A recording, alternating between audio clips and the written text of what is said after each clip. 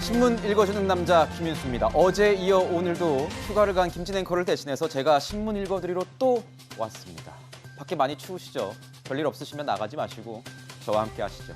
자, 코로나19 확산세가 계속되고 있는 가운데 정부는 이 방역 강화에 대한 결론을 내지 못하고 이 강화 발표를 하겠다고 했는데 돌연 뒤로 미뤘습니다. 이 모임 인원과 영업 시간 제한을 두고 이견이 굉장히 많았다고 하는데요. 이렇다 할 조치를 내지 않은 채 결정만 계속 미루게 되면요, 방역 시기 놓칠 수도 있다, 이런 지적, 분석들 나오고 있습니다. 저희 잠시 뒤에 이 내용 다뤄보도록 하겠습니다. 먼저 오늘의 조간부터 살펴보고 가시죠. 네, 동아일보 5면입니다. 김종인, 내게 최후 통첩 주접던다. 윤석열, 김 박사님 얘기 더 안 하겠다, 이렇게 제목을 뽑았네요. 윤석열 국민의힘 후보가 김종인 전 비대위원장 없이 선대위 실무조직을 출범시켰습니다. 총괄 본부장단엔 중진급들이 포진됐고 이 공보라인엔 여성 초선들을 앞세웠습니다. 그런데 윤석열, 김종인 두 사람의 갈등은 감정 싸움으로까지 번지는 모습입니다. 김 전 위원장은 윤 후보 측에 대해 주접떤다, 나 그리고 밖에서 돈 돕겠다고 한 적도 없다, 이렇게 얘기를 했습니다. 김 전 위원장에 대해서 나는 얘기 안 하겠다, 이렇게 윤석열 후보도 얘기를 했죠. 주접떤다, 염치 없다, 추하다, 이런 뜻을 얘기하는데 우리 유권자들 국민의힘을 어떻게 바라보고 있을지도 궁금합니다. 네, 다음 한겨레 5면입니다.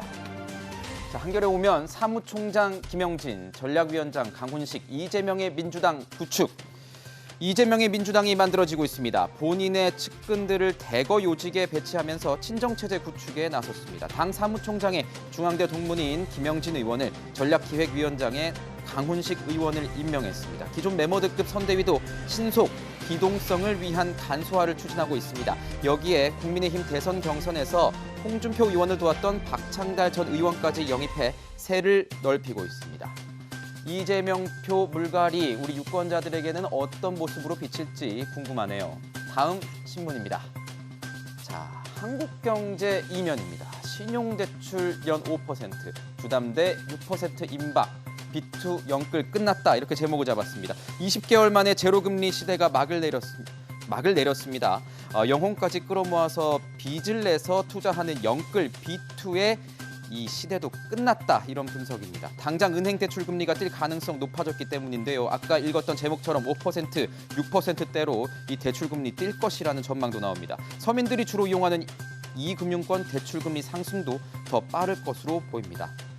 자, 물가 상승의 금리까지 이 서민들에게는 정말 추운 겨울이 될 것 같습니다. 우리 서민들을 위한 촘촘한 금융 대책도 부탁드리겠습니다.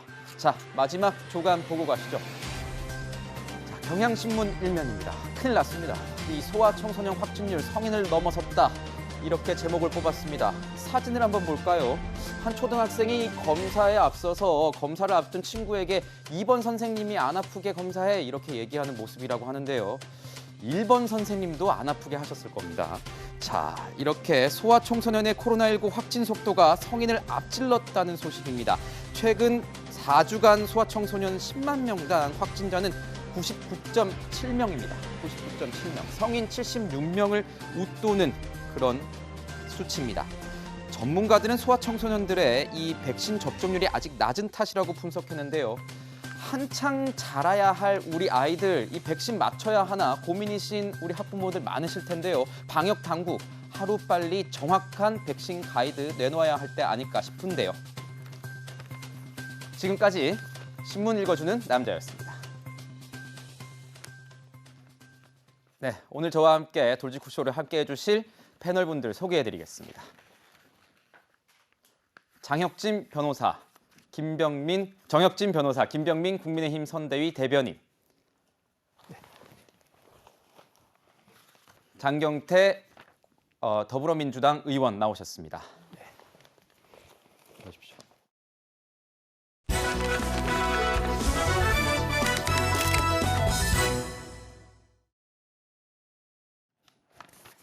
네, 이재명 민주당 대선 후보가 당 쇄신의 박차에 이어서 이 이미지 변신까지 나섰습니다. 백발에서 흑발로 염색을 하고 나타난 이 시선을 모았는데 어제는요. 집권여당 대선 후보로서 이 외교 구상을 밝히기도 했습니다. 그 장면 먼저 보시겠습니다.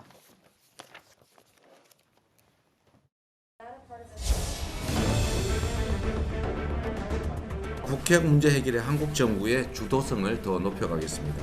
조건부 제재 완화와 단계적 동시 행동이라는 해법을 들고 바이든 대통령 그리고 김정은 위원장을 직접 만나서 문제를 풀어가겠습니다.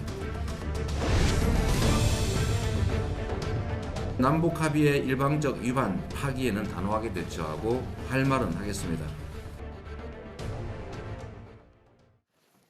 네, 그런가 하면 현 정부 들어서 이 악화 일로의 갈등 상태에 놓인 한일 관계에 대해서 이재명, 윤석열 두 후보가 어제 각자 입장을 밝혔습니다. 민감한 이 문제인 만큼 귀추가 주목이 됐는데 역시나 두 후보의 인식은 상반됐습니다. 직접 들어보시죠.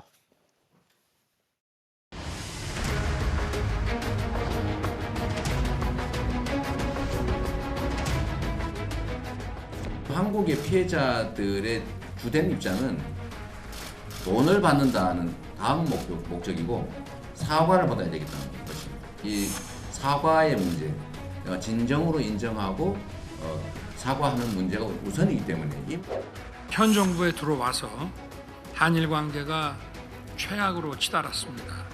국익을 앞세우는 것이 아니로 외교가 국내 정치로 들어왔기 때문입니다. 저는 국내 정치에 외교를 이용하지 않겠습니다. 국민을 친일과 반일로 갈라 한일 관계를 과거에 묶어두는 그런 잘못을 되풀이하지 않겠습니다.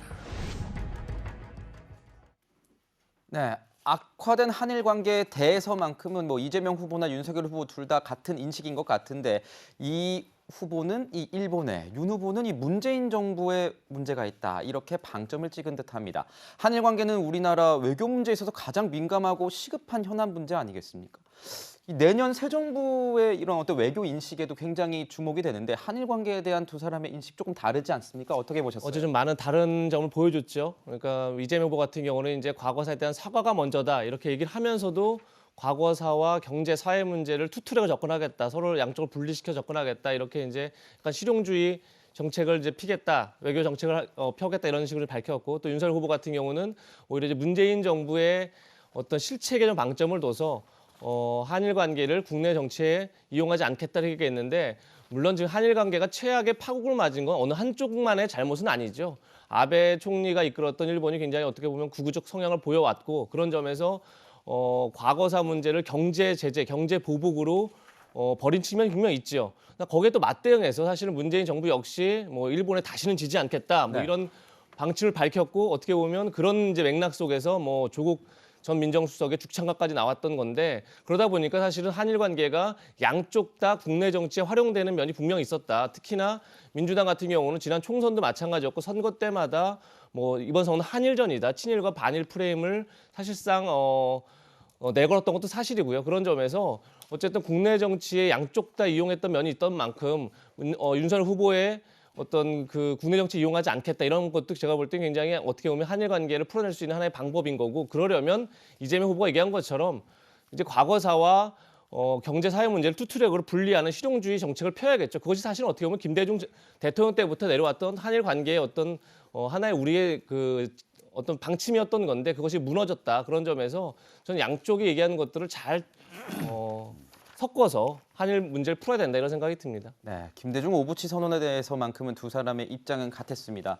자, 이 과정에서 이재명 후보의 흑발 변신도 눈에 띄었습니다. 부드럽고 편안해 보인다는 이유로 1년 8개월 동안 이 백발을 고수해왔는데 갑자기 이제 흑발로 이미지 변신을 했습니다. 좀 새로운 모습이긴 했는데 어떤 또 의도가 있을까요, 의원님? 아무래도 이제 민주당이 뿌리부터 모든 걸 바꾸겠다라는 어떤 변화와 쇄신의 어떤 의지가 담긴 것이라고 볼 수 있고요. 저는 여러 가지 이제 민주당이 혁신을 위해서 노력하고 있습니다. 선대위 마찬가지로 선대위원장들이 다 사퇴하고 계시기 때문에 이런 이 변화의 시작이다 이런 걸 알리는 부분이라고 말씀드리고 싶고요. 한편으로는 방금 이제 여러 가지 외교 문제에 대해서 일본과의 저는 이 관계에 대해서 대한민국의 정신이 무엇인가? 우리가 대한민국이라는 나라를 독립하기 위해서 노력했던 순국 선열들의 그 노력과 의지 이 부분은 결코 무시해서는 안 된다 이렇게 생각합니다. 그렇군요. 자, 반면 그 윤석열 후보도 이 뭔가 부쩍 깔끔해진 모습을 강조한 듯합니다. 이 머리를 뒤로 넘기고 눈썹이 좀 길어진 듯한 메이크업. 이런 이미지 변신에도 뭔가 의도가 있는 겁니까? 예, 최근에 헤어스타일도 바뀌고 인상도 좀 편안해지고 의상도 좀 멋지게 변화된 것 같다고 얘기를 주시는 분들이 많습니다. 어제 그제 많은 기자분들이 연락을 주셔서 이 메이크업이라든지 많은 부분을 전담해 주시는 분이 있냐? 혹시 뭔가 바뀐 데에 대한 전략이 있냐고 물어주시는데요. 특별히 그런 것은 없습니다. 최근에 들어서 여러 공식적인 행사들이 많기 때문에 어느 정도 정돈된 모습으로 보이기 위한 노력들을 하고 있는데요. 봐주시기에 굉장히 보기에 좋다는 말씀들을 많이 주셔서 저희도 윤석열 후보에게 이렇게 좀 정제된 모습 또 헤어스타일이라든지 이런 내용들을 좀 유지하면 어떨까 제안도 하고 있는 상태고요. 앞으로 국민들 보시기에 사실은 가장 좋은 모습을 향해 찾아가는 게 또 대통령 후보가 해야 되는 일들이기 때문에 편안하고 푸근한 모습으로 다가서기 위해서 노력을 계속하고 있습니다. 네, 뭐 정치인들 외적인 이미지도 중요하지만 이 내적인 어떤 내용도 풍부해야 될 것 같습니다. 이 선거에 주는 영향이 이미지 굉장히 상당합니다. 그렇다 보니까 이미지 컨설팅을 위해서 이 따로 비용이 더 들어간다고도 하는데 이재명 기자 뭐 컨설팅 비용에 관련된 내용들이 좀 나오고 있네요, 기사가. 네, 얼마 전에 이재명 후보가 경선 비용을 어디다 썼는지 언론은 일부 보도했었는데 그중 보니까 눈에 띄었던 게 스타일링 그리고 이미지 컨설팅에 뭐 8,600만 원을 사용했다 이런 얘기가 나왔었죠. 그때 이제 바꿨던 게 회색 머리였죠. 머리를 바꾸고 이제 약간 더 댄디한 그런 스타일의 어떤 옷을 입고 이런 것들이 어떤 이미지 컨설팅의 결과 아니냐 이렇게 이제 분석이 나왔던 거고 아마도 경선 때는 글쎄요, 이낙연 전 총리, 정세균 전 총리 굉장히 중량감 있고 어떻게 보면 경력이 화려한 분들과 경선을 치렀죠. 그런 점에서 자신도 결코 경력이나 어떤 이렇게 밀리지 않는다. 좀 중후한 이런 것들을 강조하기 위해서 좀 회색 머리를 했던 게 아닌가 싶고 그리고 나서 이제 민주당의 이재명이 아니라 이재명의 민주당을 선언한 이후에 검은 머리를 바꿨던 건 다시 이제 어떻게 보면 가장 지금 현재 이재명 후보 입장에서는 급하게 끌어안아야 할 세대가 바로 2030, 또 40까지 젊은 표심이 아닌가 싶고 그런 젊은 표심에 다가가는 방법으로 또 이미지를 바꾼 게 아닌가 싶어서 정치인의 이미지 변신 뭐 굉장히 그때그때마다 사실은 본인이 필요에 따라서 얼마든지 유연하게 그렇게 바꿀 수 있는 게 아닌가 그런 생각이 듭니다. 그렇군요. 정혁진 변호사님께 여쭤보겠습니다. 제가 아침에 죄송합니다. 제가 장경태 의원님도 나오시고 하니까 입으로 계속 외우다가 입을 좀 성함이 틀렸는데 자. 쇄신의 이 속도를 내는 만큼 민주당에서도 뭐 이제 관심도가 높아지고 있는데 당 내부에서 오히려 좀 이런 반대의 목소리가 나오고 있어요. 당이 문제가 아니라 이 후보가 문제라는 반박이 올라왔다고 해요. 회의적인 시각, 그 후보를 향한 회의적인 시각도 좀 아직 남아있는 것 같습니다. 네, 제가 그 글을 읽어봤거든요. 그러니까 후보가 문제다. 흠 많고 말 많은 것이 이재명 후보가 역대급이다. 그렇게 이야기를 하면서 이재명 후보가 뭐라고 이야기를 했냐면 뭐 후보는 괜찮은데 당이 별로다 이런 이야기를 했었단 말이에요. 거기에 대해서는 뭐 웃음만 나온다 이런 이야기를 했는데 왜 이런 글을 당내에서 올렸을까? 결국은 당내에 지금 선거 관련해가지고 문제가 있다. 어떤 문제냐? 그 지지율이 박스권을 벗어나지 못하고 있다. 이런 문제인데 사실은 이렇게 지지율이 그렇게 치고 올라가지 못하는 것에 대해서 현 정부의 책임도 일부 있겠죠. 하지만은 모든 국민들이 생각하기에 가장 큰 문제는 역시 대장동이다. 그런데 이 부분에 대해서 이재명 후보가 속 시원하게 거기에 대해서 해명을 하지 못하고 있는 상황이 아닌가 그런 생각이 들고요. 그다음에 이런 문제가 있을 때 사람들이 누구 책임이냐 이걸 따지기 시작하는 조직은 제대로 가는 조직이 아닙니다. 이 문제를 어떻게 해결할 것인가. 그렇다라고 하면 책임은 누가 지는 것인가. 당연하게 그 책임은 보스가 지는 거거든요. 리더는 책임을 지고 해결하라고 있는 것이기 때문에 이렇게 책임을 전가하는 모습이 당 내에서조차도 그렇게 좋게 보이지 않았구나라는 생각을 하게 됩니다. 네, 변호사님께서 말씀하실 때는 이 일부 책임을 당에 전가하는 모습이 있어서 그 모습이 좀 안 좋게 보여진 측면도 있지 않느냐 이렇게 얘기를 하셨습니다. 이 분석에 대해서는 의원님께서 하신 말씀이 좀 있으실 것 같아요. 어떻게 보세요? 네, 저는 정치인은 변해야 되고 또 정치인은 배울 줄 알아야 된다고 봅니다. 정치인의 변화에 대해서 좀 주목해 주셨으면 좋겠고요. PI 비용 가지고 뭐라고 하셨는데 사실 오히려 황제 헬스, 성형외과, 황제 콘도권, 골프권, 골프장권 여러 가지 이런 부분들 오히려 문제라고 봅니다. 정치인들이 더 이상은 그 부분에 대해서 결코 정말 검소하게 사시는 분들에 대해서 좀 더 강조했으면 좋겠고요. 어찌되었건 저는 이제 이 여러 가지 대장동 얘기도 하셨는데 저는 뭐 이 부산저축은행부터 시작해서 왜 어떻게 김만배 누이가 이 부친의 집을 사게 됐는지 이런 부분까지 포함해서 특검하면 됩니다. 그 부분은 충분히 해소할 수 있다고 봅니다. 네. 국민의힘은 이 연일 이재명 후보에 대한 이 검증의 칼날을 꺼내들고 있습니다. 어제 국회에서 열린 이재명 비리검증 특위 회의에선 어제 전해드렸던 이 김혜경 씨의 5급 공무원 수행비서 논란을 꼬집으면서 국무총리급이나 가능한 일이라고 비난했습니다. 보고 가겠습니다.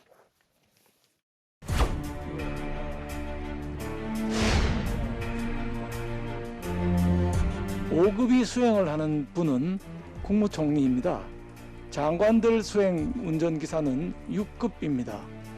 대통령님 수행 운전기사는 4급입니다. 5급 총리급 수행을 두고 다닌 김혜경 씨 매월 20일에 150만 원을 지속적으로 출금한다. 이거는 경력금 성격이 아니라 급여의 성격으로는 당연히 법 위반이죠. 만약에 도민의 혈세를 이렇게 사적으로 이용을 했다면은 합당한 처벌을 받아야 할 것이라고 생각합니다. 어제도 저희가 관련된 내용, 의혹 보도된 내용 전해드렸었는데 이 5급 수행 비서 관련해서 국민의힘은 국무총리급이나 둘 수 있는 그런 의전이었다. 뭐 이렇게 얘기를 하고 있습니다. 이 야당의 주장에 대해서 어떤 입장이십니까? 보통 이제 단체장만 해도요, 시장 군수만 해도 이 군수가 가지 못하는 일정에 대해서 배우자가 많이 참석하시고 하거든요. 그 부분에 대해서 비서실의 일정 담당이 당연히 배우자께 뭐 여러 가지 일정에 대한 얘기를 안내하곤 합니다. 그렇기 때문에 그 부분에 대해서 그러면 아무도 일정 고지를 안 하고 혼자 그냥 알아서 가세요라고 하는 것 자체가 오히려 더 무책임한 거 아니냐라는 생각을 하고요. 우리 박수 의원님께서 50억 클럽 얘기하시면서 여러 가지 지금 이 송사에 아마 시달리고 계실 텐데 아무리 어려우셔도 이런 부분까지 의혹을 제기하시는 건 아닌 것 같습니다. 네. 네, 이재명 후보 측에서는 이 도지사 부인 자격으로 이 공식 행사 수행한 것이므로 문제될 것이 없다 이렇게 해명을 하고 있습니다. 김혜경 씨 뭐 활발히 활동을 하고 있습니다. 이준석 대표 같은 경우에는 김혜경 씨 활동이 도움될 것이 없다 이렇게 얘기도 하기도 했는데 뭐 논란이 계속 있는 상황에서 어떻게 보세요? 이런 뭐 차기 영분이 될 수도 있는 그런 후보자들의 부인 아니겠습니까? 이런 활동에 대해서 어떻게 평가하십니까? 각종 검증 과정들이 진행이 되겠죠. 저는 근거 없는 네거티브 마타도어 같은 경우는 이번 대통령 선거에서 반드시 지양되어야 되는 부분인데요. 이재명 후보 같은 경우는 경기지사, 성남시장까지 아주 오랜 기간 동안 기초광역단체장을 지내지 않았습니까? 이 단체장을 지내면서 가지고 있었던 도정과 시정의 각종 인력과 자원들을 혹시 배우자의 사적인 활동에 쓰였다면 그건 심각한 문제가 될 수 있겠죠. 우리가 과거에 있었던 상황들을 점검하면서 그때 문제가 있었으면 대통령으로 더 큰 권력을 쥐게 될 때 어떤 문제들이 발생될 것인가 걱정과 고민이 클 수밖에 없기 때문에 여기에 대한 문제들이 지적하는 것이고요. 박수영 의원 같은 경우는 과거 경기도에서 부지사를 지냈던 오랜 행정 경험이 있기 때문에 과거 본인의 경험을 바탕으로 많은 여러 제보들과 이 내용에 대한 의혹 검증이 나서는 것 같습니다. 있는 그대로 검증에 대해서 속도를 좀 높이고 이재명 후보 측에서도 관련된 부분들이 사실이 아니면 그 내용에 대해서 본격적으로 이 내용에 대한 입장을 밝히면 될 일이라고 생각합니다. 네, 뿐만 아니라 이재명 후보의 과거 전력도 문제가 되고 있습니다. 그제죠, 이 데이트 폭력 피해자 유족들과 간담회를 이재명 후보가 가졌는데 그 이후에 이 데이트 폭력 가해자를 변호했던 과거사를 털어놓으면서 이재명 후보가 사과를 했습니다. 근데 이재명 후보가 변호했다던 이 사건이 사실은 뭐 단순한 데이트 폭력 사건이 아니라고 얘기가 좀 나오고 있습니다. 어떻습니까, 이재명 기자? 지금 보시는 것처럼 이제 이재명 후보가 데이트 폭력 피해자 가족들을 만났었죠. 그러면서 이제 본인도 과거에 일가 중 한 명이 데이트 폭력 중범죄를 저질렀다. 그런데 변호사를 선임할 형편이 못 돼서 가족 중에 유일한 변호사였던 자신이 변론을 할 수밖에 없었다. 이러면서 이제 데이트 폭력 피해자 유족들께 위로와 사죄를 드린다라고 얘기를 했는데 자, 문제는 이겁니다. 사실 이 자체도 처음 알려진 건 아닙니다. 그런데 데이트 폭력 중범죄다 이렇게 사람들이 인식을 이렇게 얘기를 하면 그냥 데이트하는 과정 속에서 폭력을 행사했나 보다 이렇게 생각할 수 있지만 실제 저 사건은 강력범죄 살인 사건이었던 거죠. 그러니까 조카가 여자친구 헤어지자고 하니까 여자친구 집에 찾아가서 여자친구와 어머니를 수차례 흉기로 찔러서 살해를 한 사건입니다. 네. 그리고 그 당시 아버지도 그러니까 여자친구의 아버지도 그 이제 흉기로 휘두르니까 피해서 이제 베란다에서 5층에서 떨어져서 전치 중상을 12주의 입었다. 중상을 입었습니다. 네. 사실 이건 뭐 일가족을 상대로 한 살인 사건 강력 범죄였던 거죠. 이것을 단순히 그냥 데이트 폭력 중범죄가 말할 수 있느냐 이제 이 문제가 하나 있는 거고 당시에 이재명 후보가 뭐 얘기한 대로 가족 중에 유일한 변호인이었기 때문에 뭐 변호를 한다는 것 자체를 문제 삼을 수는 없지만 변호 과정에서 심신미약이다. 그래서 감경을 이제 형량을 감형하려고 노력을 했는데 실제 법원은 받아들이지 않고 그래서 무기징역 선고됐지만 과연 그렇게 하는 게 이제 올바른 일이냐 이제 이런 논란이 이제 같이 있는 게 아닌가 싶은데 글쎄요 뭐 본인 스스로가 중범죄라고 얘기를 했다 이렇게 볼 수는 있겠지만 좀 더 솔직하게 얘기했던 게 더 낫지 않았을까 이런 생각은 분명히 듭니다. 네. 단시 사건 내용으로 미뤄 보아서 이 무기징역을 선고받은 것, 뭐 이재명 후보의 심신미약 주장 받아들여지지 않은 것 아니냐, 뭐 이렇게 얘기가 나오고 있습니다. 저 변호사님께 여쭤볼게요. 이런 그 강력 사건에 대해서 이제 변호를 하실 경우에 네.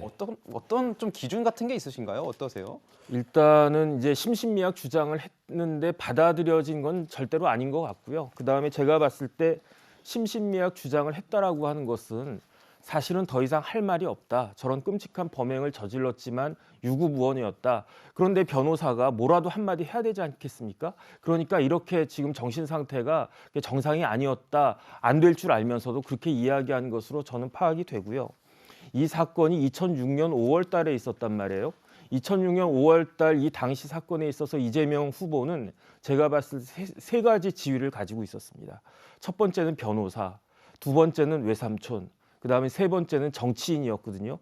제가 뭐 이런저런 사건 많이 해봤지만 살인은 안 해봤어요. 근데 네. 만약에 살인 사건의 변호사라고 했다고 하더라도 변호사는 자기 일을 한 거기 때문에 굳이 이렇게 미안하다고 사죄까지 할 사건이라고는 생각이 안 돼요. 왜냐하면 제가 의사인데 어떤 사람이 살인 사건을 저지른 가해자를 치료해가지고 살려줬다고 해가지고 의사가 사죄하거나 그럴 일은 아니지 않겠습니까? 오히려 저는 외삼촌의 입장으로서 그 가해자의 가족의 입장으로서 피해자 가족들에게 사과하는 그것은 있을 수 있다 이런 생각이 들고 이재명 후보가 2006년 4월 달에 열린우리당에 입당해가지고 시장 후보로 출마를 했다가 떨어지고 나서 한 달쯤 됐을 때 저 사건이 벌어졌고 그때부터 이제 변호를 갖다가 한 거거든요. 그런데 제가 모두에 말씀드렸다시피 이 사건에 대해서 가해자 다음으로 제일 잘할 수 있는 사람은 누구냐? 그 변호인이거든요. 네. 그런데 이렇게 모든 걸 다 아는 그 변호인이 이제 와가지고 데이트 폭력이라고 이야기를 하는 것은 이건 절대로 데이트 폭력이 될 수가 없습니다. 데이트가 아니고 치밀한 계획적 살인이거든요. 왜냐하면 그때 이제 기록 같은 걸 갖다가 얼핏 봤더니 어떤 그 가해자가 피해자가 아직 집에 들어오지도 않은 상황에서 흉기를 들고 숨어 있다가 피해자가 들어가는 걸 보고 따라 들어가서 저런 끔찍한 범행을 저질렀고 한 명만 죽인 게 아니라 어머니까지 그다음에 아버지까지 죽이려고 하니까 아버지도 5층이나 되는 거기에서 이제 뛰어내린 거니까 이런 상황인데 저렇게 이재명 후보가 지금 와서 말씀하시는 거는 옳지 않다라는 생각이 들고 무엇보다도 그 아버지가 지금 생존에 계신지 안 계신지 잘 모르겠지만 만약에 살아있는데 저 이야기를 15년 전 이야기를 저렇게 이야기를 한다. 제가 만약에 아버지라고 하면 저는 2차 가해라고 생각을 합니다. 네. 또 2007년에도 이 헤어진 여자친구를 살해한 범인을 이 심신미약으로 주장을 해서 징역 15년 선고받게 한 그 전력도 같이 도마 위에 올랐습니다. 이 후보 측은 이 2007년 사건은 서류상의 이름만 등재를 했을 뿐 다른 변호사가 이 변론을 했다고 해명을 했는데요. 이재명 기자, 이 두 사건이 교묘히 연결이 되면서 뭔가 논란이 더 증폭되는 것 같습니다. 그렇죠. 2006년 사건 같은 경우는 조금 전에 얘기한 것처럼 이제 가족 중에 조카가 사실 범행을 저질렀고 가족 중에 유일한 변호인이기 때문에 뭐 본인도 조금 전에 얘기했죠. 성남시장에 당시 출마했었죠. 그래서 본인도 회피하고 싶었는데 도저히 회피할 수가 없었다. 뭐 일정 부분 이해할 수 있는 측면이 있다 생각하는데 2007년도에 또 다른 중범죄가 벌어지는 게 뭐냐면 또 다시 이제 똑같은 경우죠. 여자친구가 헤어지자고 하니까 여자친구를 살해한 그런 사건이 있었는데 그 사건의 변호를 또 맡았다. 그렇다 그러면 사실 어떻게 보면 그 앞에 했던 해명이 무력화될 수 있는 거죠. 가족이어서 어쩔 수 없이 맡았다는 게 아니라 그래서 이런 중범죄자들을 계속 연달아 변호했다는 것 자체가 어떻게 보면 그런 강력 사건에 대한 뭐 좀 어떤 감수성이 좀 떨어지는 거 아니냐, 좀 피해자에 대한 그런 공감력이 좀 떨어지는 거 아니냐, 이렇게 이제 볼 수 있는 여지가 있기 때문에 연달아 이제 사건을 변호했기 때문에. 근데 지금 조금 전에 이제 얘기한 것처럼 과연 이제 이재명 후보는 본인이 직접 맡은 사건이 아니다라고 얘기를 했다 그러면 또 이제 얘기가 달라질 텐데, 또 중요한 건 여기서는 2006년 사건 같은 경우는 심신미약이라고 주장했지만 법원이 받아들여지지 않아서 사실은 감형이 안 되고 무기징역이 선고됐는데, 2007년 사건 같은 경우는 심신미약이 일정도 받아들여져서 술에 취한 상태였다 이런 것들을 일정도 받아들여서 15년을 감형이 됐습니다. 2007년에 이제 감형이 됐으니까 15년이면 내년에 출소를 합니다. 그렇게 되면 사실 피해자 가족들이 또 얼마나 그거에 대해서 공포심과 얼마나 분노가 있겠습니까? 네. 그런 점에서 만약 이재명 후보가 변론을 어떻게 했는지에 대해서 좀 더 상세한 설명이 필요하지 않을까, 이런 생각이 듭니다. 네, 최근 눈물도 보이고 뭐 큰절까지 하면서 이 사과 행보를 이어가는 가운데 본인이 직접 이 사건을 꺼내들면서 사과를 했습니다. 그런데 지금 SNS에서는 이런 얘기 나옵니다. 이 스토커에 의한 살인 사건을 왜곡한 것이 아니냐. 또 모르는 사람이 보면 조카가 데이트하다가 뭐 몇 대 때린 것처럼 보인다. 저희 패널들끼리 얘기했던 분석처럼요. 또 워딩을 교묘하게 해서 사건의 심각성을 덮으려 하는 거 아니냐. 이렇게 뭔가 일부 여론들은 역풍을 맞을 수도 있는 이런 상황인 것 같은데 어떻게 보십니까? 저는 일단 이 여러 정치인의 반성과 사과 매우 중요하다고 생각합니다. 걔한테 사과해서는 안 되고요. 일단 피해자와 유가족들에게 심심한 또 위로와 유감을 표합니다. 어찌되었건 저는 두 분께서 말씀하실 때 좀 너무 좀 황당했던 게, 변호사가 이 변론을 어찌되었건 이 법정 대리인으로서 여러 가지 변론을 하지 않으면, 변호사로서 저는 대한변협에 오히려 이 공식적으로 질문을 하고 싶어요. 정말 이 흉악범일지라도 어찌되건 변론해서는 안 되는지, 이 부분에 대해서 다시 한번 저는 공식적으로 좀 유감을 표합니다. 네. 네. 이 자신의 조카는 뭐 심신미약을 주장했던 이재명 후보인데요. 하지만 이 과거 강서구 PC방 살인 사건 당시에는 흉악범들의 심신미약 감경을 강하게 비난하기도 했다고 합니다. 국민의힘 이 부분도 꼬집어서 비난을 하고 있는데 윤석열 후보 캠프 입장도 좀 궁금해요. 네, 이재명 후보의 삶의 궤적을 보면 손바닥 뒤집듯이 내용들이 바뀌게 되는 측면들이 많이 보이지 않습니까?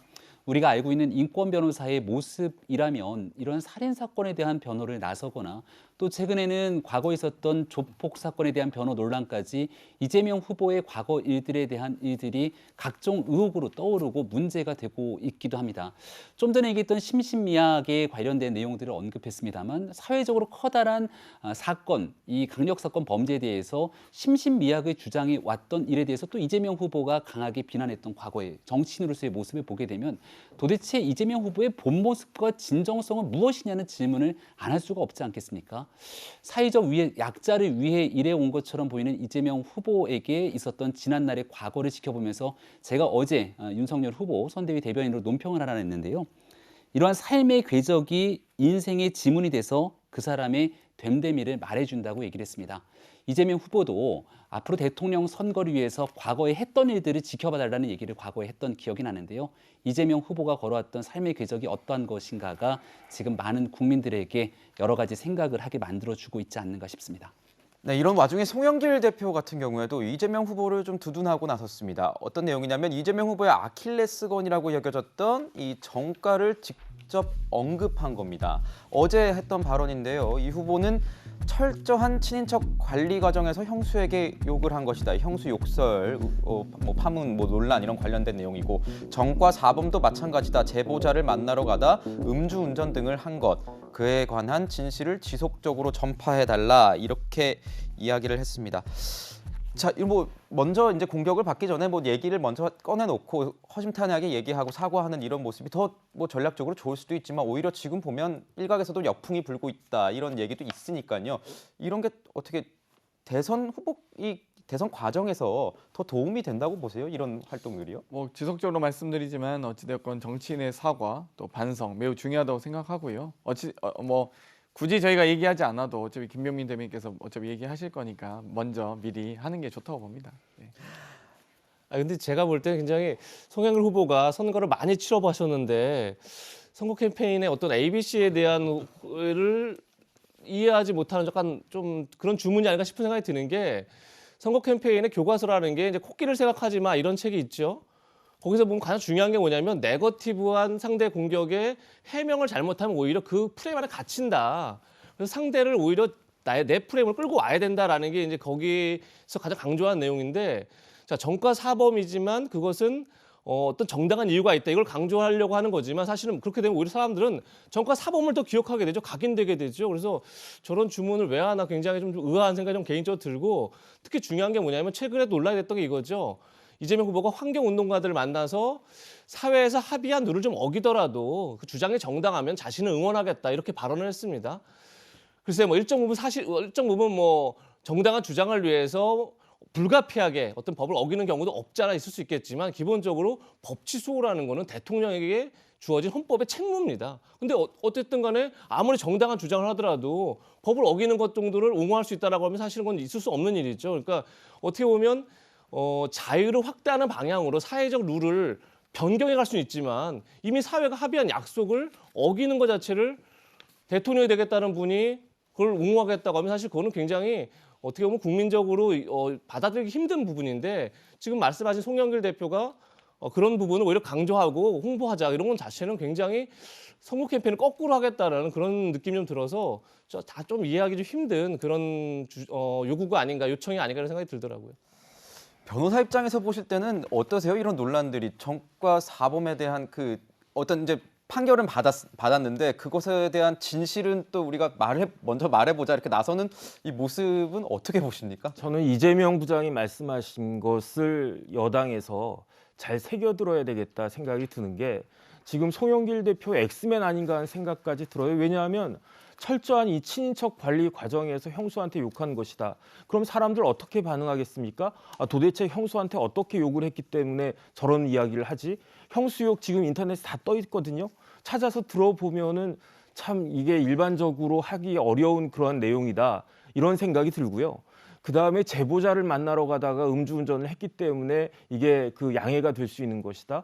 제보자를 만나러 가야 돼도 요즘은, 그때도 마찬가지였어요. 그 대리운전 금방 옵니다. 그 다음에 5천 원 더 주면요, 뭐 5분 10분 더 빨리 오거든요. 아무리 제보자를 만나러 간다고 하더라도 차를 버리고 택시를 타든지 대리운전을 부르든지 그렇게 했었어야지, 그것이 저런 정도 이야기로 저희가 이제 사건을 해보면요, 음주운전 관련해서 굉장히 안타까운 사건들 많습니다. 이렇게 트럭 운전하고 뭐 그러다가 그냥 한잔 했는데 그걸로 인해 가지고 음주운전 걸려가지고 면허 취소당하고, 그래서 생계가 막막하다. 그렇다고 하더라도 여기에 대해서 처벌을 면해주지가 않거든요. 저 정도 사유 가지고 양해를 국민들한테 해달라고 이야기하는 것은 정말로 이게 선을 넘은 것이 아닌가 하는 생각이 듭니다. 네, 이 자리에는 뭐 여기 민주당 혁신위원장, 이 선대위 혁신위원장 중책을 맡고 있는 장경태 의원님도 있으니까요. 이런 뭐 여러 가지 여론의 의견이 있다는 점도 아마 다 새겨 듣지 않으실까 싶습니다. 저희는 다음 이슈로 좀 넘어가 볼까 합니다. 이 말을 훤히 드러낸 윤석열 후보, 어제 모교인 서울대를 찾아 청년들과 소통했습니다. 서결이 형이라고 이렇게 붙여놨더라고요. 서결이 형이 서울대에 떴다. 네, 어제 그 현장부터 먼저 보고 얘기 나눠보도록 하겠습니다.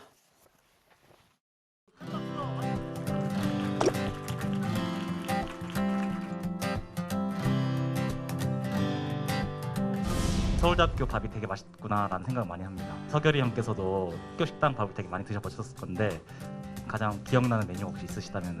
저희가 학교 다닐 때는 제일 엉터리였습니다. 경선에서 홍준표 후보가 좀 더 20대한테 인기가 많았는데 그 이유를 혹시 어떻게 보시나요? 크게 3가지만 말씀해 주세요. 우리 홍준표 선배한테 좀 죄송한 말씀일 수도 있겠는데, 또 말씀하실 때 보면 굉장히 귀여운 데가 있어요. 이렇게 화끈하게 이렇게 치고 나가는 모습, 청년 세대에게는 좀 탁 트이는 기분을 주지 않았을까. 청년 그러면은 딱 떠오르는 그 특징이, 저는 불안이라고 생각합니다. 불안. 내가 과연 성공적인 인생을 살 수 있을까? 해낼 수 있을까? 제도적인 거, 사회적인 거일 경우에는 그건 우리가 이걸 사회의 어떤 공통 문제로 인식을 해가지고 이런 불안을 좀 감축시켜야 된다. 네, 윤석열 후보 가슴에 서결이 형, 별명이죠. 서결이 형이 명찰 확 눈에 들어오던데요. 제가 볼 때 뭐 형은 아니고 삼촌 정도 뭘 아닐까 싶은데, 이 학생들이 꽤 날선 질문을 쏟아내지 않았습니까? 윤 후보 같은 네. 경우에는 뭐 답변 스타일이 어떤지 모르겠지만 좀 사전에 준비를 한 게 있는지도 궁금하고 네. 어제 보니까 이 홍준표 후보에 대해서 묻는 질문에 좀 귀여운 측면도 있지 않으시나 했는데 오늘 보니까 들어오기 전에 방금 기사를 봤는데 홍준표 의원은 이에 대해서 이 청문 홍답에서 건방지다 뭐 이런 식으로 반응을 내놓으셨던데 네. 여기에 대해서는 또 어떻게 보세요? 홍준표 후보님다운 답변이라고 생각하고요. 네, 관련돼서 홍준표 후보의 그 젊은 세대들에게 공감을 얻고 인기가 많았던 비결에 대해서 웃으면서 같이 학생들과 화기애애하게 얘기하는 과정이었고요. 어제 서울대학교에 저도 이제 저녁 한 7시 반 정도에 있었던 행사인데 함께 참석을 했습니다. 서울대학교 내에 공지를 했더니 학생들이 미리 와서 줄을 길게 늘어설 정도로 반응들이 뜨거웠고 저 자리가 사실 처음에는 이제 비공개 간담회였는데 네. 이준석 대표와 함께 이준석 대표는 준수톤이라고 적었나? 기억이 잘 안 나네요. 아무튼 순열이 형이라고 적고 이렇게 같이 편안하게 얘기하고 있는 모든 모습을 그대로 다 공개를 한 겁니다.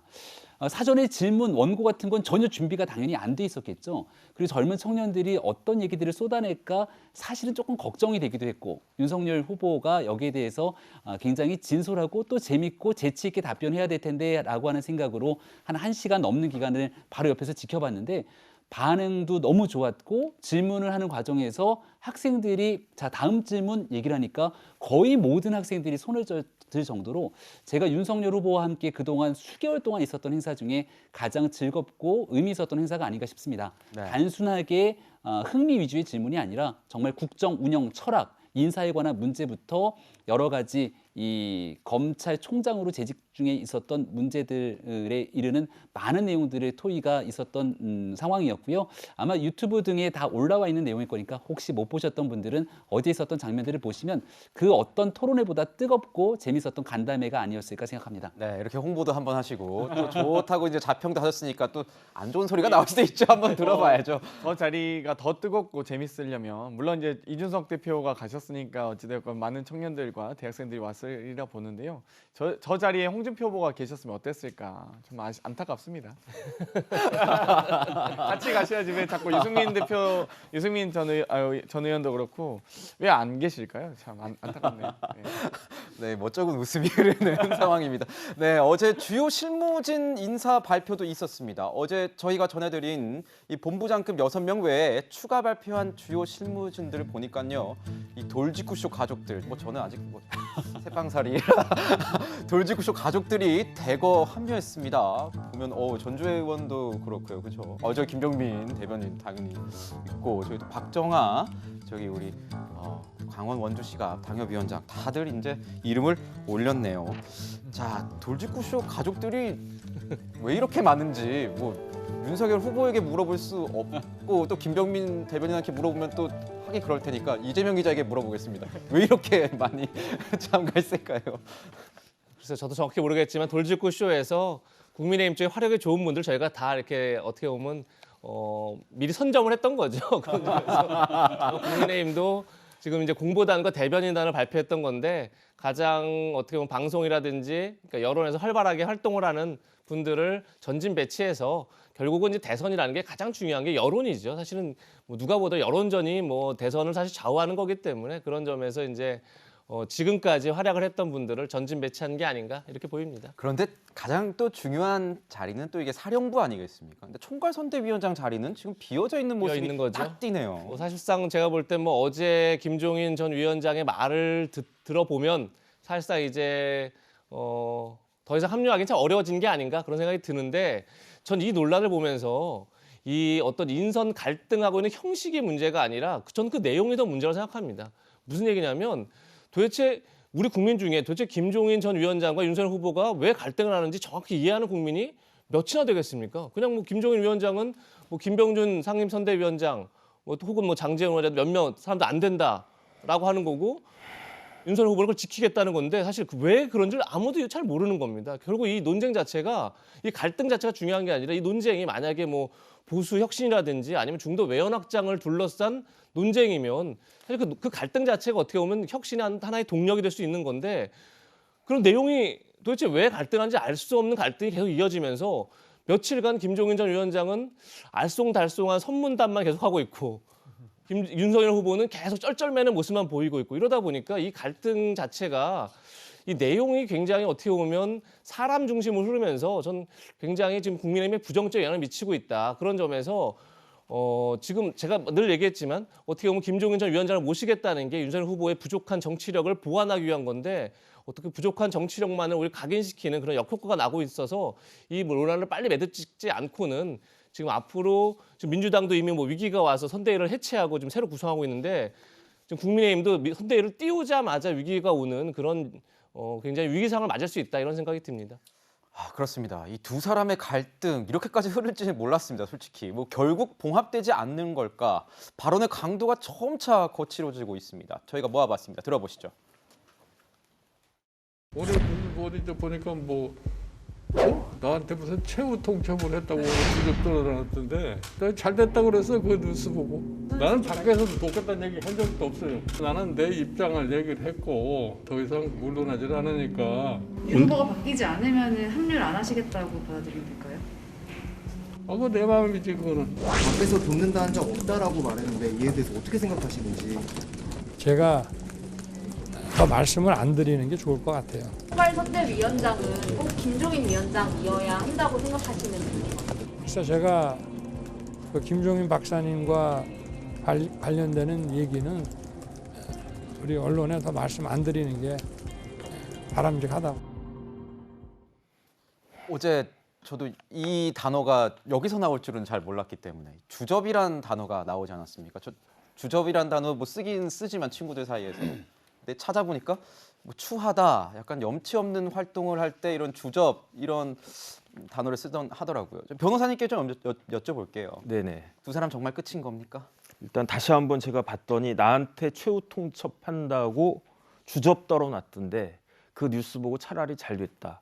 이 정도면은 그야말로 막가자는 이야기 아니겠습니까?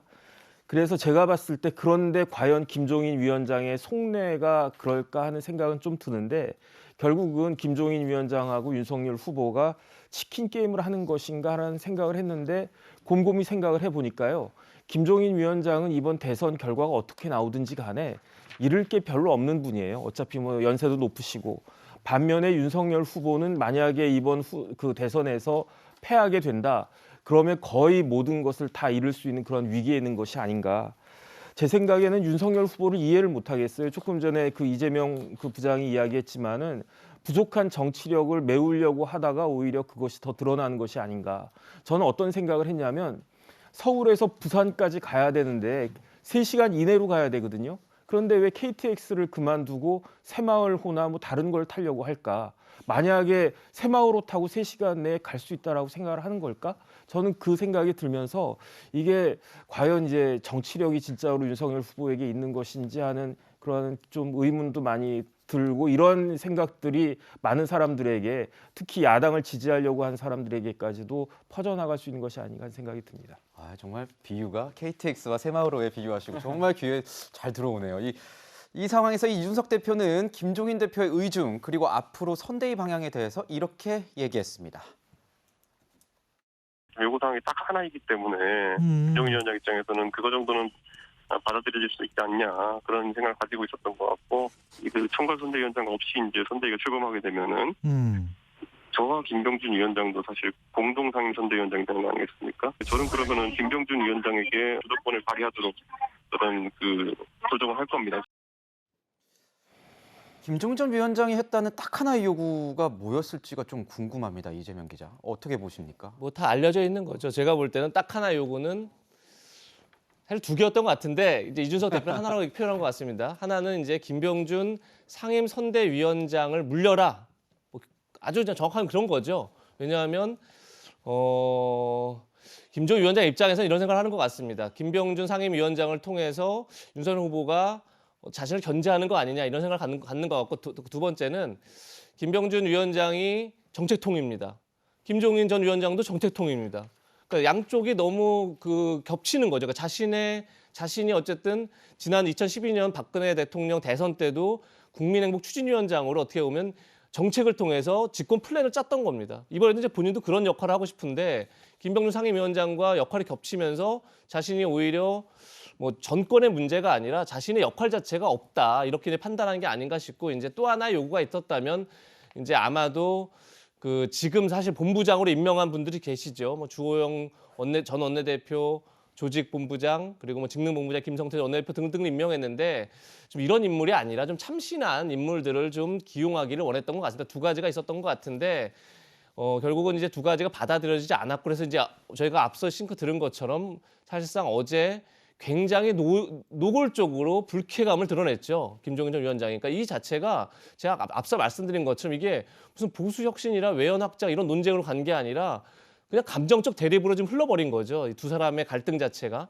그러다 보니까 이제 사실은 굉장히 국민의힘이 어려운 점이 됐는데 저는 이런 생각은 듭니다. 그러니까 이게 현재의 민주당 모습이 미래의 앞으로의 국민의 모습일 수 있는 겁니다. 그러니까 민주당이 지금 선대위 구성 자체를 하고 나서 굉장히 갈등을 빚었고 이제 그러니까 특히나 이제 지지율 정체 현상을 빚으면서 사실 내부 갈등이 빚어진 건데 사실 국민의힘도 이제 결국은 지지율 정체 현상을 빚을 수 있는 거죠. 지금 사실 이미 지지율이 어떻게 보면 컨벤션 효과가 많이 없어지면서 윤석열 후보 지지율이 많이 이렇게 빠지는 그런 결과들이 나오고 있기 때문에 그렇게 되면 결국 또 국민의힘 역시 마찬가지로 분명히 또 선대위 재조정론이 또 나올 겁니다. 그러니까 그런 것들이 없도록 하려면 지금 어쨌든 구성이 이미 늦어진 상황에서 좀 더 선대위를 어떻게 만들어서 어떤 그 의사소통을 좀 제대로 하고 그리고 얼마만큼 혁신적인 모습을 보이느냐에 대해서 좀 더 논의가 좀 필요한 그런 상황이 아닌가 이런 생각이 듭니다. 네. 윤석열 후보 같은 경우에 뭐 삼고철여에 어떤 예우를 했다 이렇게 평가도 했지만 어제도 장경태 의원님 같은 경우는 삼고 패싱 아니냐 뭐 이런 얘기도 할 정도로 두 사람 사이 갈등 계속 이어지고 있는 상황입니다. 정치부 기자들 사이에서 요즘 그런 얘기 제일 많이 합니다. 김병민 대변인님에 대해서. 제일 힘든 사람은 김병민 대변인 아닐까. 뭔가 이 김종인 위원장과의 친분도 있는 데다 이제 윤석열 후보 캠프의 입 역할도 하고 있는데 어떻습니까? 두 사람 줄다리 계속 이어지는 겁니까? 결별입니까? 다시 합칠 수 있는 겁니까? 윤석열 후보의 발언을 하나 소개하면 이번 선거대책위원회 구성이라는 건 국민통합의 과정이라고 얘기를 한 바 있습니다. 많은 국민들께서 더 함께하기 위한 노력들을 계속하고 있고 국민통합을 위해서 쉽지 않은 길이라도 최선을 다해 노력하고 있는 게 윤석열 후보의 입장이다 이렇게 좀 말씀을 드릴 수 있을 것 같고요. 김종인 전 비상대책위원장의 경우에는 지난 4.7 보궐선거의 승리를 바탕으로 정말 어려웠던 보수정당이 정권 교체의 희망을 꿈꿀 수 있도록 교두보를 놓은 분입니다. 어제 우리 선거대책위원회의 구성에 대해서 일부가 발표가 됐는데 굉장히 의미 있는 장면 하나가 잘 보도가 안 된 게 있어요. 약자와의 동행위원회를 윤석열 후보가 직접 진두지휘해서 끌고 간다는 겁니다. 네. 대통령 후보가 그 위원회를 가져간다는 것은 그만큼 어려운 국민들과 함께하겠다는 후보의 진정성, 가치 철학의 의지 표명이기도 하고요. 근데 이 내용은 언제 만들어졌는가 하니 김종인 비상대책위원장 시절에 당원 당규를 개정해서 만들었고 이번 대통령 선거에서도 반드시 필요하다고 제안한 일이기도 합니다. 이 내용을 받아들여서 함께 가치와 철학을 공유하고 여러 내용들도 함께하고 있는데 우리 장경태 의원님 얘기하고 있는 것처럼 뭔가 삐그덕거리는 얘기가 나오면 와 역시 안 될 거야 이렇게 얘기들을 많이들 나오고 있는데 그런 일들에 또 굴하지 않고 국민통합을 위해서 굳건히 나아가겠다는 말씀드리고요.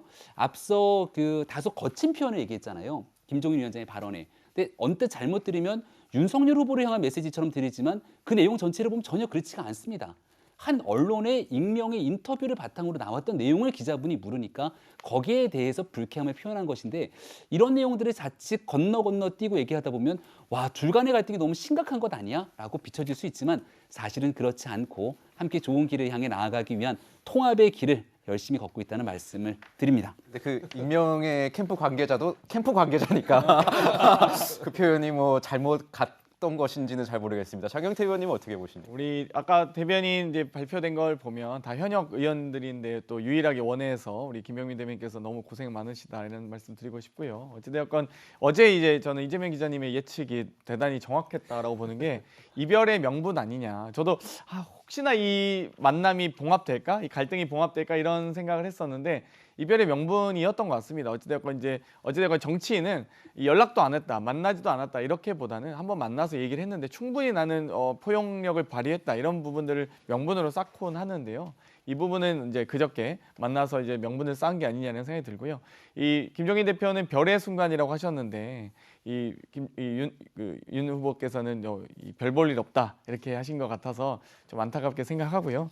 근데 네. 이제 당권이라고 하면 그렇습니다. 지금 이제 임승호 뭐 여러 가지 국민의힘 대변인 임승호, 강준우 대변인 등이 양준우 대변인 등이 얘기했듯이 지금 엔진이 꺼져가고 있는 상황이거든요. 당권이라고 하면 세 가지입니다. 인사권, 예산권, 공천권인데 지금 공천 끝났고요.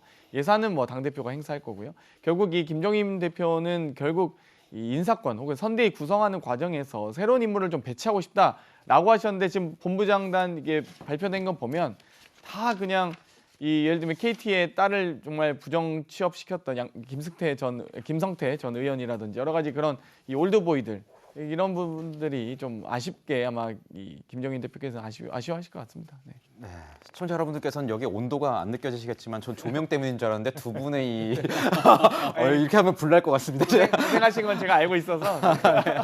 자, 이런 상황에서 이 홍준표 의원이 어제 자신의 SNS에 웃지 못할 코미디가 벌어졌다. 벌어졌다면서 지금 상황을 비판했습니다. 어떤 내용인고 하니 여야를 넘나드는 80 넘은 노정객 두고 여야가 쟁탈전 벌이는 웃지 못할 코미디가 벌어졌다. 정권 교체하자는 건지 정권 교대하자는 건지 안개 속에 있다. 이렇게 얘기가 나왔습니다. 일단 윤 후보는요. 총괄 선대위원장 자리는 비워두고 선대위를 발표한 상황입니다. 그런데 이 국민의힘 청년 대변인들이 공개 비판에 나섰습니다. 어떤 공개 비판이냐? 작심 쓴소리. 아까 이 장경태 의원님도 잠깐 얘기하셨지만 요즘 당 상황 보고 있으면 답답하다. 이 활력 넘쳐나던 신선한 엔진이 꺼져가는 느낌이다. 지금 이재명 후보를 보면 솔직히 무섭다. 우리는 이에 맞서 어떤 정책과 비전을 제시하고 있는 것인가.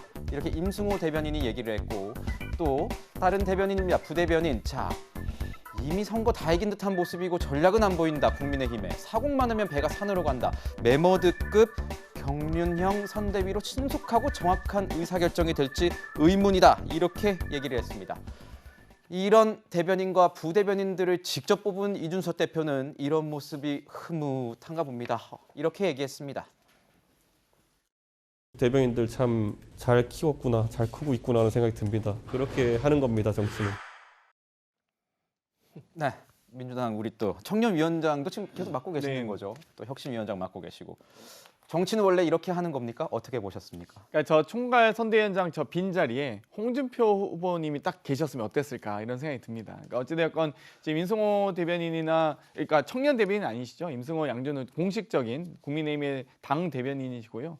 여러 가지 파격 인사를 했습니다. 이준석 당대표도 역시나 젊은 대표답게 이 정말 토론 배틀을 통해서 젊은 파격 인사를 하셨기 때문에 이분들이 어찌되었건 이 당의 쓴소리도 하시고 MZ세대를 대표해서 많은 말씀을 하고 계신데 여러 가지 지금 뭐 소위 삼김 시대부터 시작해서 올드보이의 귀환 이렇게 표현되고 있기 때문에 좀 그 당에 대한 애정과 이런 쓴소리 하신 것 같고요. 저 비어있는 총괄 선대위원장 자리 홍준표 후보가 들어가시면 매우 좋을 것 같습니다. 네. 어떻게 가능하실까요? 더불어민주당의 상황이 녹록지가 않죠. 우리가 이제 청년들의 목소리를 쓴소리를 담아내고 있는 건 그만큼 정당이 건강하고 살아있다는 증거고요. 여기에 대해서는 민주당도 만만치 않게 젊은 청년들이 꼰대라는 표현까지 써가면서 당에 대한 혹독한 비판하고 있죠.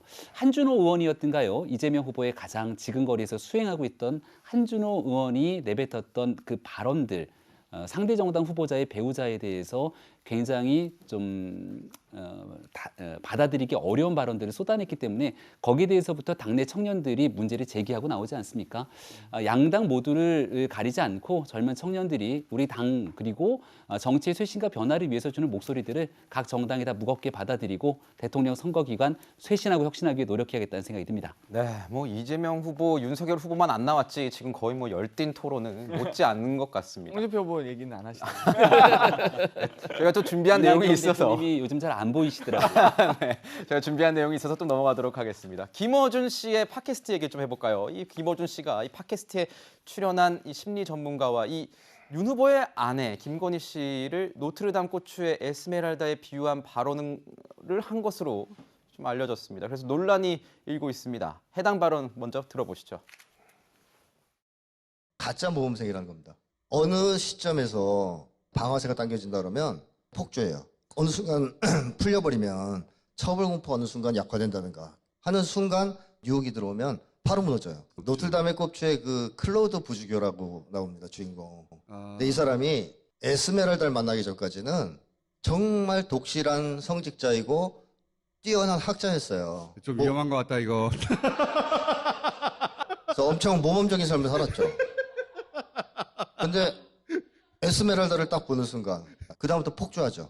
소장님 삐. 그래서 가짜모험생은 어느 순간 무너질 수 있다는 겁니다. 네, 뭐 김어준 씨가 삐하고 뭐 위험한 거 아니냐 이렇게 얘기를 하곤 했지만 서로 이렇게 웃는 모습이 보였어요.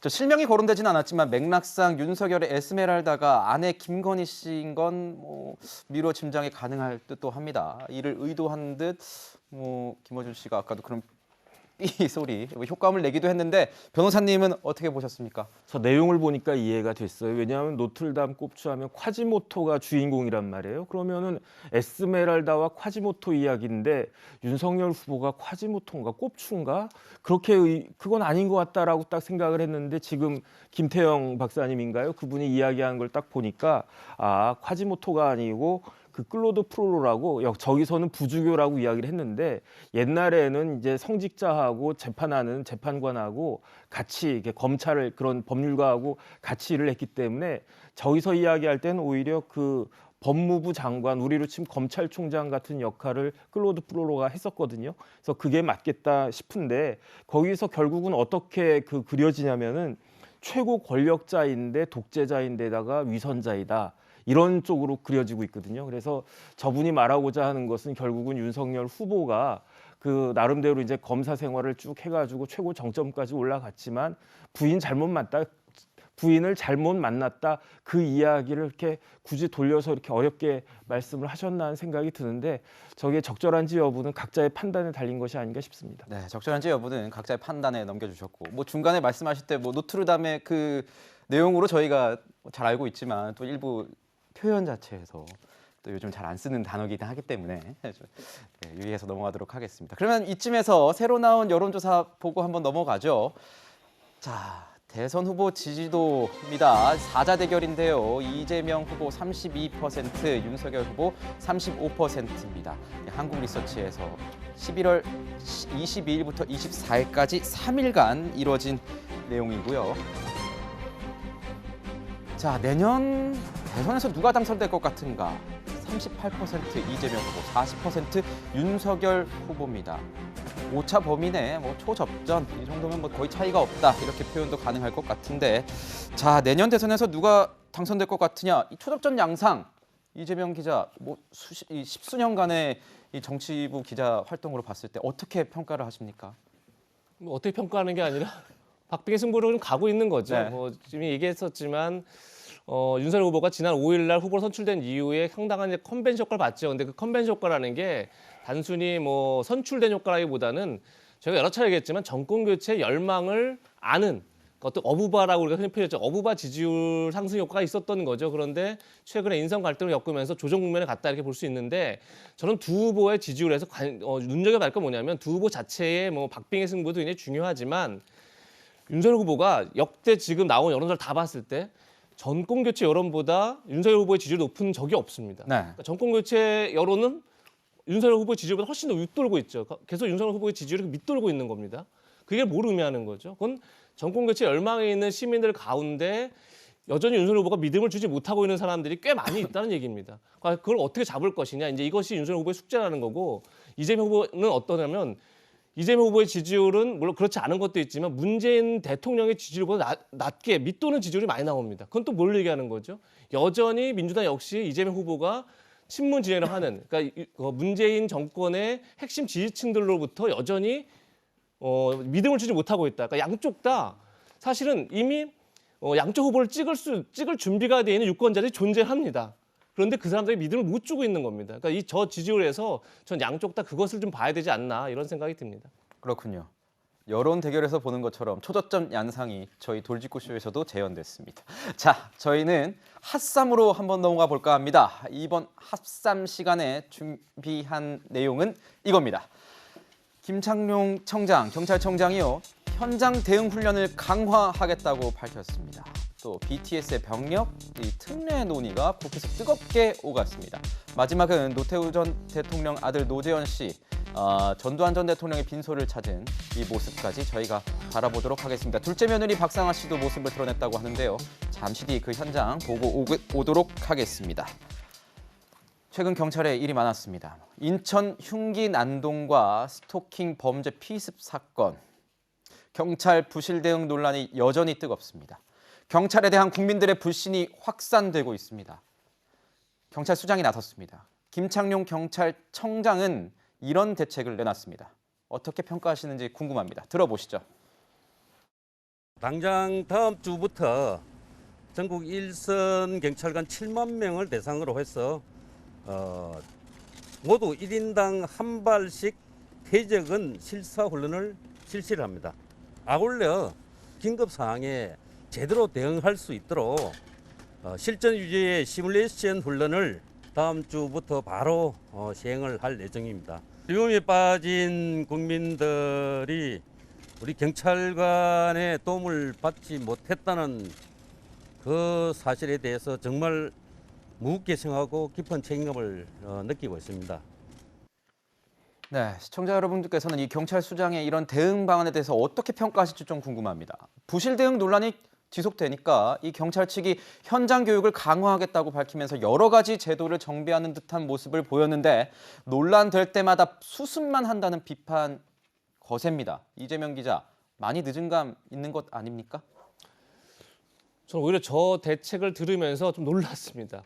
저게 뭐냐면 지금 보는 것처럼 경찰 7만 명에게 1인 1발씩 테이저건을 실제 사격 훈련을 진행하겠다 이렇게 얘기하는데 그게 거꾸로 얘기하면 지금까지 안 했다는 1인 1발도 쏘지 않고 실제 훈련을 해본 적이 없다는 뜻 아니겠습니까?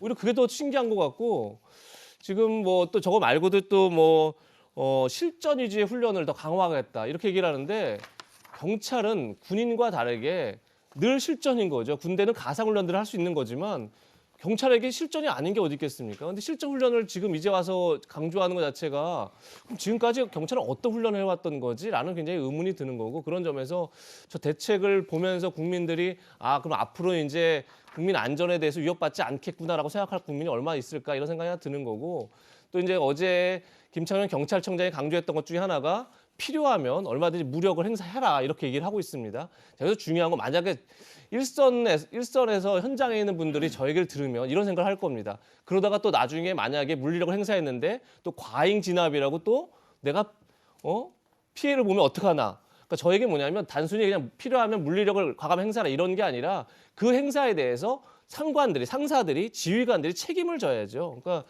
그런 목소리가 필요한 물리력 행사라가 아니라 필요한 물리력 행사하고 거기서 내가 책임진다. 이런 발언을 하는 게 굉장히 오히려 일선들이 그야말로 현장에서 그러니까 과감 없이 물리력 행사할 수 있는 길을 열어주는 게 아닌가 생각이 듭니다.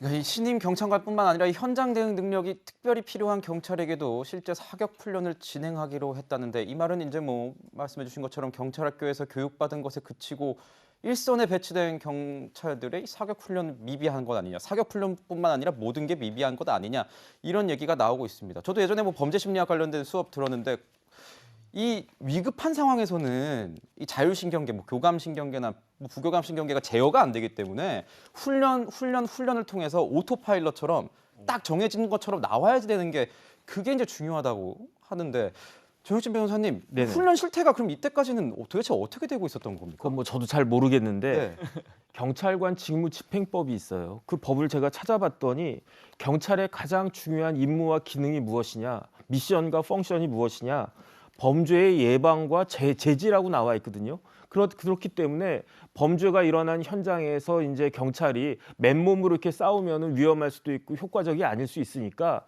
경찰관 직무집행법에 뭐를 쓸 수 있도록 되어 있느냐?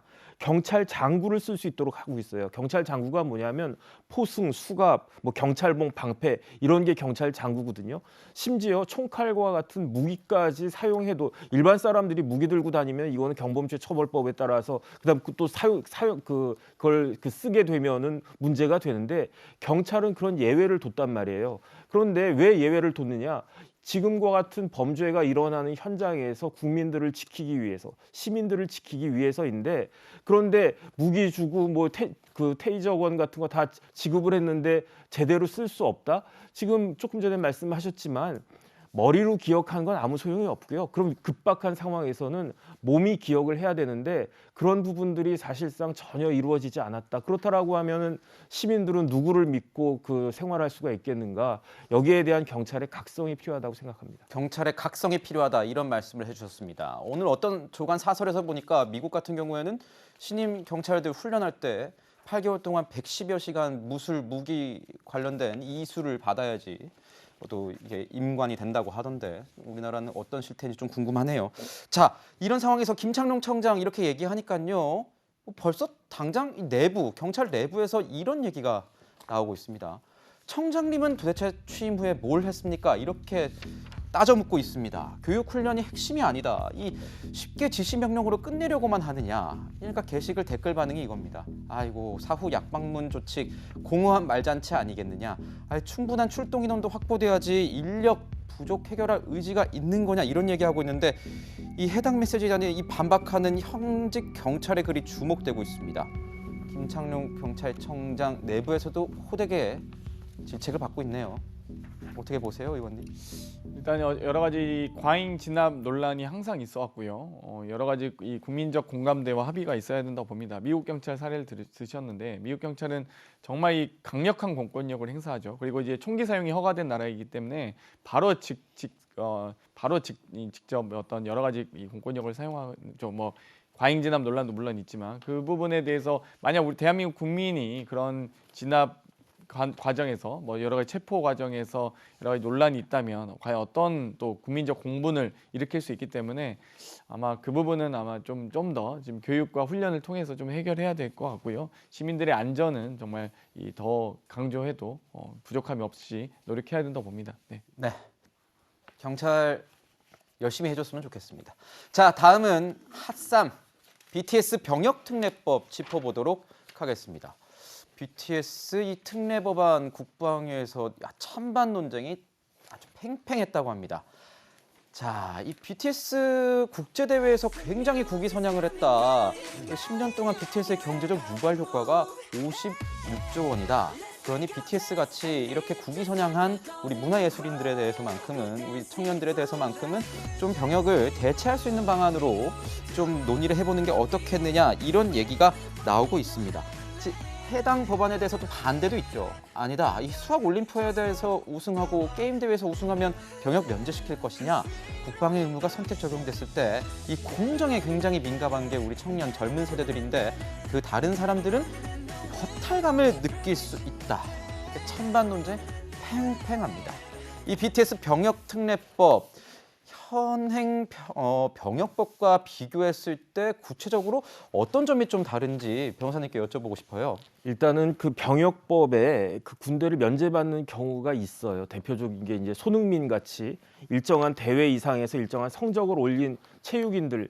그다음에 이제 제가 국방부에서 변호사를 했었기 때문에 저한테도 사건 같은 것들이 조금 오는데 제가 봤을 때 순수 예술하는 뭐 무용이나 그런 그 경우에도 그 일정한 큰 상을 받으면 군대를 면제를 받을 수가 있는데 병역을 면제받을 수가 있는데 문제는 BTS가 그런 순수 예술이 아니고 대중예술이라는 거죠. 대중예술, 예, 대중문화예술이란 무엇이냐면은 그걸 통해 가지고 자기가 돈을 번다는 뜻이에요.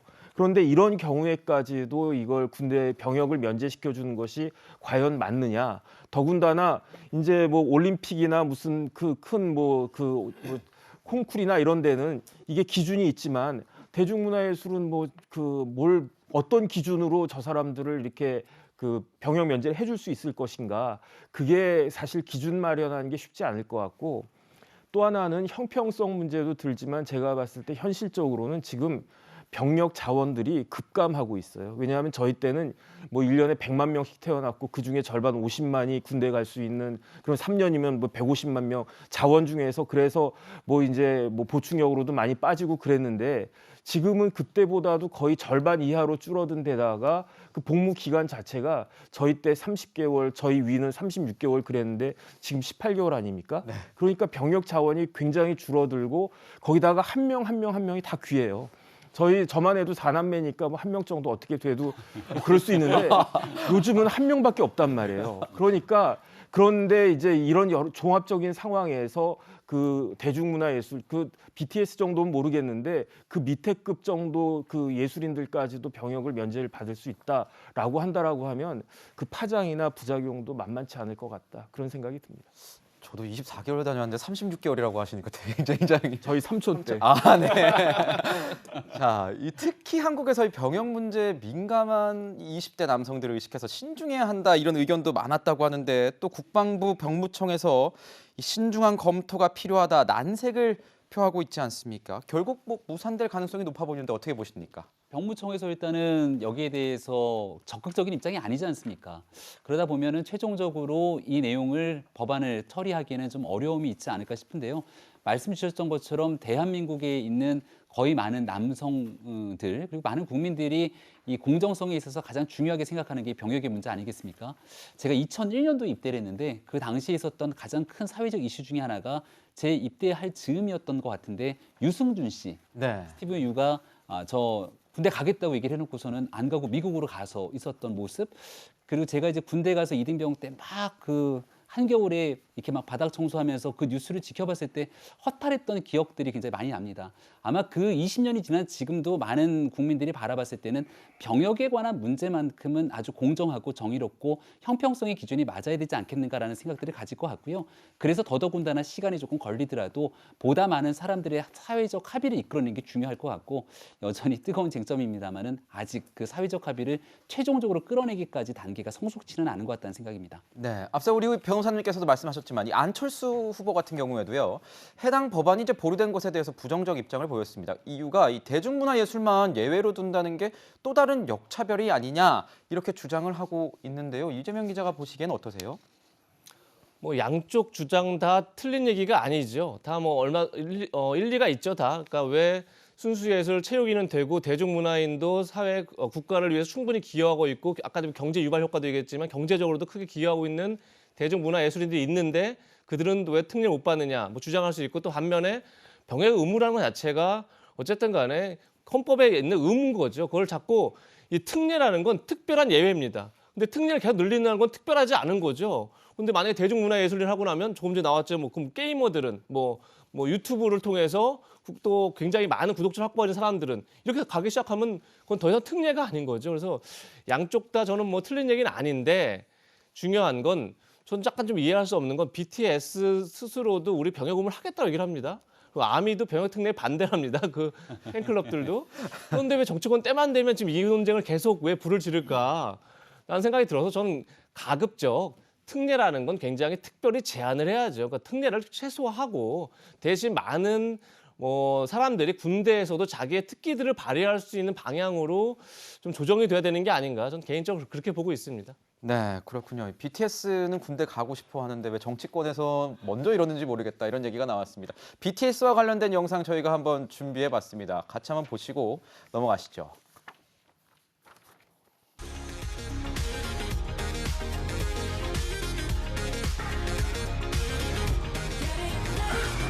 Oh my God, this is amazing, guys! Oh my God, look! Ah! Smooth like butter, like a criminal undercover. Don't pop like trouble, breaking into your heart like that. Okay, what are we trying to do, Pedro? We're trying to find the BTS fingerprints on this because they did dance on the car. They got on top and did like a whole thing, right? Right, but wait, don't touch him. I'm not Don't going to. touch It's him. me and BTS. Okay, wait, but it's there. I see it. A V. No, she did not wash her car. 와, 보셨죠? 지금 손바닥 찍은 차량을 팔라고 네티즌들이 폭주가 한다는 거 아닙니까? BTS의 인기가 이 정도입니다. 그래미상 응원하겠습니다. 자, 정치권 내용으로 다시 한번 좀 넘어가 보도록 하겠습니다. 이 정치권 등 주요 인사들이 전두환 전 대통령의 빈소를 잇따라 방문하고 있습니다. 어떤 사람이 빈소를 방문했을까? 현장 함께 보시고 얘기 나눠보겠습니다.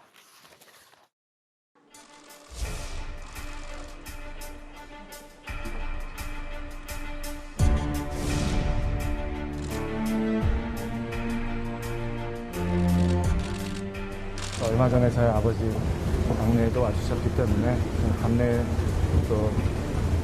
뜻을 담아서 많은 위로를 드리고 또 이렇게 하였습니다.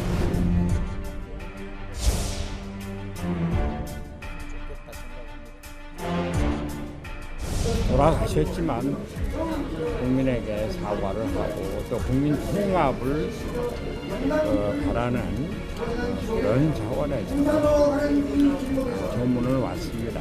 5.18에 대한 책임을 묻지 않아서가 아니라 국민 모두가 하나가 되는 그런 길이 열렸으면 하는 마음입니다. 노태우 전 대통령의 아들 노재현 씨가 15분간 빈소에 머물렀습니다. 그 외에 손학규, 황교안 등 이 정치권 인사들도 방문했는데 정계 인사들 조문이 뜸한 가운데 특히 이 60년대, 80년대 이 민주화 운동을 했던 손학규 전 대표의 조문이 굉장히 이례적이다 이런 평가도 나왔습니다. 그런 가운데 또 이 둘째 며느리죠. 박상아 씨, 탤런트 박상아 씨가 이 빈소 원래 전광판에 뭐 둘째 며느리 박상아 이름이 빠져 있다가 각종 의혹들이 제기되자 어제 다시 이름이 올라오기도 했어요. 뭐 여러 가지 또 해프닝이 있기도 했는데 이재명 기자께서 좀 어제 내용을 좀 설명 좀 해주시죠. 그러니까 첫날에 며느리 이름이 지금 첫째 며느리만 이제 이름이 올라오고 나머지 며느리들 이름이 올라와 있지 않아서 그런데 거기 또 손자, 손녀 이름도 다 있었기 때문에 왜 올라오지 않았지 하고 여러 이제 의혹들, 추측들이 나왔었죠. 근데 다음 날 다시 그래서 정정을 해서 근데 당시에는 이제 유가족들은 그냥 첫째 며느리만 올렸다라고 얘기를 했었는데 나중에 이제 자꾸 이렇게 얘기가 되니까 이제 둘째, 셋째 이렇게 다 며느리 이름 올렸는데 뭐 그건 그냥 해프닝인 것 같습니다. 근데 어제 저는 보면서 그냥 의아했던 게 손학규 전 대표의 조문이죠. 그러면서 이제 화합을 얘기했죠. 그러니까 결국은 지금 뭐 이제 민주당이나 진보 진영에서는 전두환 전 대통령 자신 그리고 가족, 측근들 누구도 제대로 된 사과 그리고 사과에 있어서 특히나 뭐 발표 명령을 누가 했는지 이런 진실을 밝히면서 사과하지 않았다 문제 제기를 합니다. 뭐 당연히 그건 문제 제기할 수 있는 대목인데 저는 손 전 대표가 먼저 찾아가서 화해와 통합 행보를 했다는 건 굉장히 의미가 있고 그리고 만약에 김대중 전 대통령이 살아있었으면 조문을 했을까 안 했을까 했을 때 물론 제 추측이지만 저는 했을 것 같습니다. 김대중 전 대통령 같은 경우에 김대중 대통령이 집권 시절에 여러 차례 전두환 내외를 청와대로 초청을 했었죠. 그러니까 이게 한쪽만의 사과, 물론 전제가 돼야 되지만 또 다른 쪽에서 손을 자꾸 잡으려는 노력도 굉장히 필요하다. 그런 걸 손학규 전 대표가 보여준 게 아닌가 싶어서 굉장히 뜻깊은 조문이 아니었나 이런 생각이 들었습니다. 네. 여기까지 핫쌈 세 가지 소식 다 알아봤고 저희는 다음 이슈 좀 알아볼까요? 정부가 당초 오늘 발표하기로 한 방역 강화 대책을 갑자기 미뤘습니다. 어제 회의에서 끝내 결론을 못 내린 건데 어떤 이견이 오갔길래 그렇지 않아도 뒷북 비판을 받고 있는 이 비상계획 그마저도 연기를 한 건지 방역 골든타임을 또 놓칠 수 있다 이런 우려가 나오고 있는 상황 짚어보고 가도록 하겠습니다. 자, 지금 보면은 이 비상계획 발표 연기를 했는데 신규 확진자가 3,901명, 그리고 위중증 환자가 600명 넘었습니다. 617명입니다.